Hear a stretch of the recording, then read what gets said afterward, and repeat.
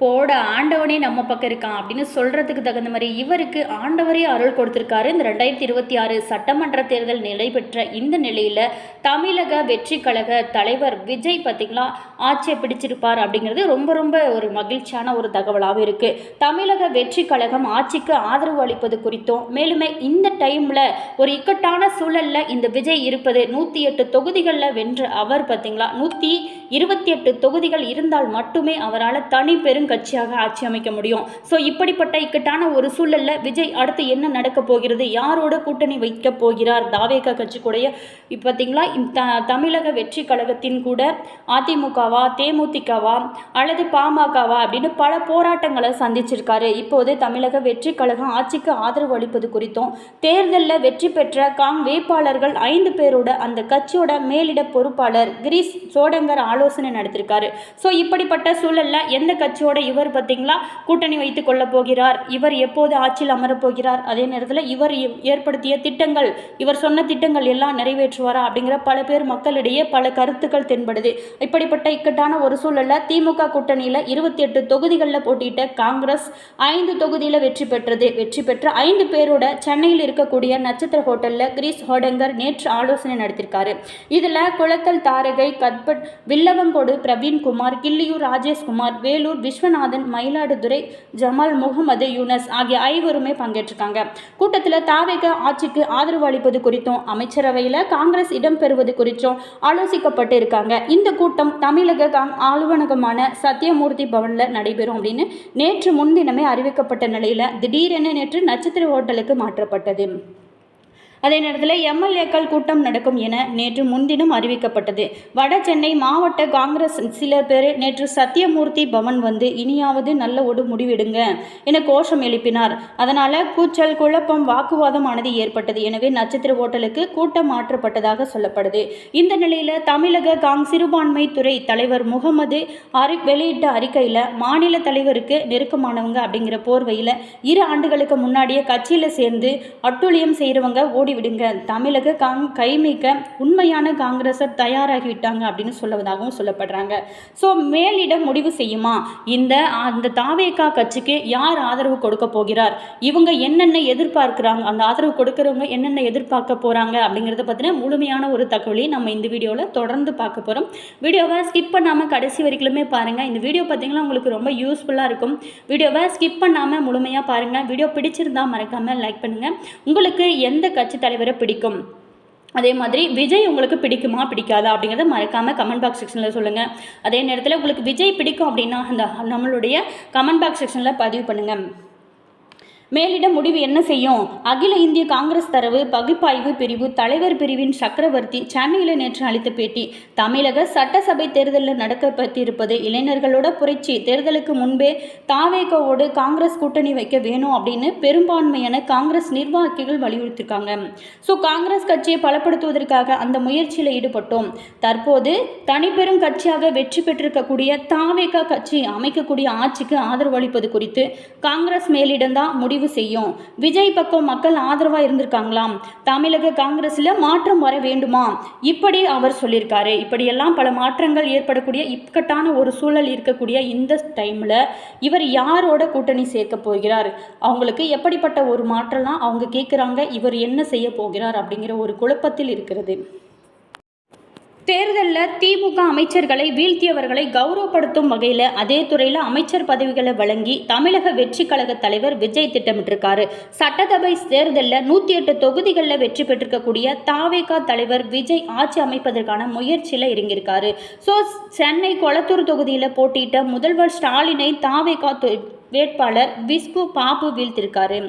தாவேக்கு அழையில் சிக்கி சபாநாயகர் அப்பாவு படுதோல்வியை தவிர்க்கிறாரு. மேலுமே இந்த தேர்தலில் தாவேகா சார்பில் முதல் முறையாக போட்டியிட்டவர்களில் சில பேர் திமுக அமைச்சர்கள் துரைமுருகன், பெரிய கருப்பன், மகேஷ், கீதா ஜீவன், மூர்த்தி, தியாகராஜன் இப்படி பல ஆச்சரியத்தை ஏற்படுத்தி தோற்கடித்திருக்காரு. அதனால தான் அமைச்சர்களை வீழ்த்திய தாவேகா எம்எல்ஏக்களுக்கு அதே துறைகளை வழங்கி இன்ப அதிர்ச்சி அளிக்கவும் முதல்வர் ஸ்டாலின் சபாநாயகர் அப்பாவு ஆகியோரை வீழ்த்தியவர்களுக்கும் முக்கிய துறைகள் வழங்கவும் விஜய் திட்டமிட்டு உள்ளதாகவும் தாவேகா வட்டாரத்தில் சொல்லப்பட்டிருக்காங்க. இது மட்டும் இல்லாமல் இந்த விஜய் எப்படிப்பட்ட ஒரு மாற்றத்தை நம்மளுடைய தமிழ்நாட்டுக்கு கொடுக்க போகிறார், எப்படிப்பட்ட ஒரு கூட்டணி அமைய போகிறது அப்படிங்கிற மக்களுடைய பல சந்தேகங்கள் ஏற்பட்டிருக்கு, பல கருத்துக்களுமே இருக்குது. அது மட்டும் இல்லாமல் திமுக தலைவர் ஸ்டாலின் கூட்டணி கட்சி தலைவர்களோட சென்னை அறிவாலயத்தில் ஆலோசனை நடத்துகிறாரு.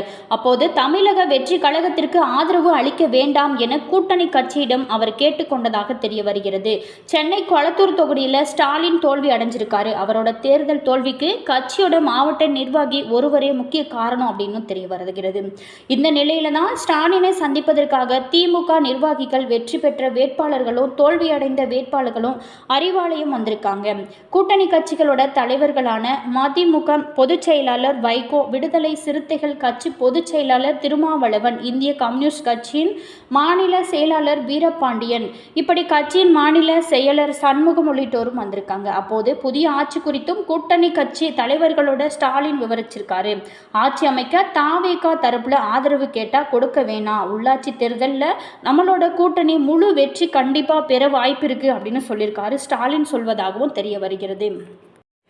இந்த கூட்டணி ஆட்சி அமைப்பு குறித்தும் மூத்த நிர்வாகிகளோட விஜய் தீவிர ஆலோசனை செய்து வருகிறார். தனிப்பெரும் கட்சியாக 108 தொகுதிகளில் தமிழக வெற்றி கழகம் வெற்றி பெற்றிருக்கு. இருந்தால் கூட ஆட்சி அமைக்கணும் அப்படின்னா 118 இடங்கள் தேவைப்படும். அப்படிங்கிறதுனால விஜயால் இன்னும் ஆட்சி அமைக்க முடியாமல் ஒரு இக்கட்டான சூழலானது இருக்கு. இந்த நிலையில் எம்எல்ஏக்கள் கூட்டத்தை முடித்துவிட்டு சென்னை பட்டினம்பாக்கத்தில் இருக்கக்கூடிய தாவேகா தேர்தல் மேலாண்மை பொதுச் செயலாளர் ஆதவ் அர்ஜுனா வீட்டுக்கு விஜய் சென்றிருக்காரு. அங்கு கட்சி நிர்வாகிகளோட ஆலோசனையுமே மேற்கொண்டாரு. இது குறித்து நிர்வாகிகள் சில பேர் சொல்றது என்ன அப்படின்னா, 5 எம்எல்ஏக்களை வைத்திருக்கக்கூடிய காங்கிரஸ் தாவேகாவுக்கு ஆதரவு அளித்துள்ளது. ஆனால் கூட இது போதாது. எனவே திமுக கூட்டணியில் இருக்கக்கூடிய விசிகா, மார்க்சிஸ்ட், கம்யூனிஸ்ட், இந்திய கம்யூனிஸ்ட் கட்சிகளோட பேச்சு நடக்கிறது. எல்லா கட்சிகளுமே ஒரு முக்கியமான துறைகளை கேட்கிறது. அதற்கு சம்மதம் தெரிவித்தாதான் கூட்டணிக்கு நாங்கள் வருவோம் அப்படின்னு ஒரு டிமாண்டுமே வைக்கிறாங்க. இது குறித்து பொதுச் செயலாளர் ஆனந்த வியூக வகுப்பாளர் ஜான் ஆரோக்கியசாமி, ஆதவ் அர்ஜுனா, செங்கோட்டையனுடன் விஜய் ஆலோசனை செஞ்சிருக்காரு. ஆட்சி அமைப்பதில் விஜய் உறுதியா இருக்கிறதுனால கூட்டணி கட்சிகள் கோரிக்கைகளை ஏற்கப்படும் வாய்ப்பு அதிகம்னே சொல்லலாம். 154ஆம் ஆண்டு காமராசர் ஆட்சி அமைக்க தமிழ்நாடு உழைப்பாளர் கட்சியானது உதவிருக்கு. அந்த கட்சி தலைவர் ராமசாமி படையாச்சி காமராஜர் அமைச்சரவையில் இடம் பிடிச்சாரு. பின் தான் கட்சியை கலைத்துவிட்டு காங்கிரஸில் ராமசாமி இணைந்து காமராஜர் ஆட்சியை தக்க வைத்தாரு. அதே போலதான் தமிழகத்திலுமே இப்ப இருக்கிற நிலவரப்படி கூட்டணி ஆட்சியை தாவேகா அமைக்க இருக்கு. இப்படி அவங்க சொல்லியிருக்காங்க. 2026 தமிழ்நாடு சட்டமன்ற தேர்தலில் நடிகர் விஜய் அவர்களோட தமிழக வெற்றி கழகம் தாவேகா ஆட்சி அமைப்பது அல்லது வலுவான சக்தியாக உருவெடுப்பது தமிழக அரசியலில் ஒரு மிகப்பெரிய திருப்பு முனையாக பார்க்கப்படுது. 50 ஆண்டுகளுக்கு மேலான திமுக அதிமுக இருமுனை அரசியலை உடைத்து ஒரு புதிய மாற்றத்தை தாவேகா முன்வைக்கிறது. அதே நேரத்தில் திராவிட அரசியலுக்கு மாற்றத்தாக தாவேகா திமுக மற்றும் அதிமுகவுக்கு மாற்றா கொள்கை ரீதியாக மதச்சார்பற்ற சமூக நீதி மற்றும் திராவிட பண்பாட்டு விழுமியங்களை உள்ளடக்கிய ஒரு புதிய அரசியல் பாதையை விஜய் முன்வைக்கிறார். மக்களோட ஆட்சி மற்றும் ஊழலற்ற நிர்வாகமாக மாறுமா அப்படிங்கிறது பல பேரோட ஒரு கருத்தாகவும் இருக்கு. தாவேகா கொள்கைகள் அரசியல் மாற்றம், ஊழலற்ற ஒரு நேர்மையான நிர்வாகம் அப்படிங்கிறத மையமாக கொண்டு இருப்பதாக சொல்லப்படுறாங்க. மாற்று அரசியல் கலாச்சாரம், பண நியாயத்திற்கு பதிலாக கொள்கை சார்ந்த அரசியலை முன்வைக்க தாவேகா முயல்கிறது. இளைஞர்கள் மற்றும் பெண்களோட ஆதரவு இவருக்கு முழுமையாக இருக்கிறது. புதிய வாக்காளர்கள் மற்றும் பெண்கள் மத்தியில் விஜய்க்கு இருக்கக்கூடிய தனிப்பட்ட செல்வாக்கு இந்த தேர்தலில் ஒரு முக்கிய ஒரு மாற்றத்தையுமே ஏற்படுத்தியிருக்கு. அதே நேரத்தில் தாவேகா தன்னோட முதல் தேர்தலில் 108 இடங்களை வென்று தனி பெரும் கட்சியாக உருவெடுத்திருக்கிறது ஒரு ஆச்சரியமான விஷயமாகவும் ஒரு அதிர்ச்சியான விஷயமாகவும் இருக்கு. ஆனால் 118 இடங்கள் கொண்ட பெரும்பான்மையை எட்ட இன்னும் 10 இடங்கள் தேவைப்படுகிறது. கூட்டணி பேச்சுவார்த்தையை பார்த்தீங்களா இப்பொழுது நடைபெற்று கொண்டிருக்கிறது. தாவேகா ஆட்சி அமைக்க மற்ற கட்சிகளோட ஆதரவை நாடக்கூடிய ஒரு சூழ்நிலையானது இருக்கு. விஜய் அவங்க மக்கள் அரசியல் அப்படிங்கிற ஒரு முழக்கத்தோட நேர்மையான மற்றும் நடைமுறைக்கு சாத்தியமான வாக்குறுதிகளை தேர்தல் அறிக்கையில் அறிவிச்சிருக்காரு. தேர்தல் அறிக்கையோட முக்கியமான அம்சங்கள் குடும்பத் தலைவிகளுக்கு மாதம் 2500 ஆண்டுக்கு 6 இலவச LPG சிலிண்டர்கள் மற்றும் இளைஞர்களுக்கான வேலைவாய்ப்பு வாக்குறுதிகள் முக்கியத்துவம் பெறுகிறது. இதையெல்லாம் விரைவில் நடக்குமா, எப்போதுதான் முதல் கையெழுத்து போட போகிறார் அப்படின்னு ரொம்ப மக்கள் அவளோடு எதிர்பார்த்திருக்காங்க. விஜயின் தாவேகா ஆட்சி அமைப்பது அப்படிங்கிறது வெறும் ஆட்சி அமைப்பு அல்ல, அது தமிழகத்தில் ஒரு புதிய அரசியல் சக்தியின் உதயம் அப்படின்னு தெரிய வருகிறது. வாக்காளர்களின் மாற்றத்திற்கான விருப்பத்தின் பிரதிபலிப்பாக இது இருக்கும் அப்படின்னு எதிர்பார்க்கப்படுகிறது. விஜய் என்ன செய்ய போகிறார், நாட்டில் என்ன மாதிரியான மாற்றங்கள்லாம் நடக்க போகிறது, எதிர்க்கட்சி எந்த அளவுக்கு ஒரு மாற்றத்தை ஏற்படுத்த போகிறது அப்படிங்கிறது பல பேரோட டவுட்டாகவும் இருக்குது. விஜய் யாரோட கூட்டணி வைக்க போகிறார் அப்படிங்கிறது பல பேருக்குமே பல சந்தேகங்களாகவே இருக்குது. அதே நேரத்தில் பார்த்திங்களா இப்போது குறித்து பேச்சுவார்த்தைகளுமே நடத்தப்பட்டிருக்கு. மேலுமே விஜய் உங்களுக்கு பிடிக்கும் அப்படின்னா மறக்காமல் விஜய் அப்படிங்கிறத கமெண்ட்ஸில் பதிவு பண்ணுங்கள். வீடியோ பிடிச்சிருந்தா மறக்காமல் லைக் பண்ணிக்கோங்க. நம்ம சேனலை சப்ஸ்கிரைப் பண்ணிட்டு கூடவே பாருங்கள் பெல் பட்டன் இருக்கும், அதையுமே ப்ரெஸ் பண்ணிக்கோங்க.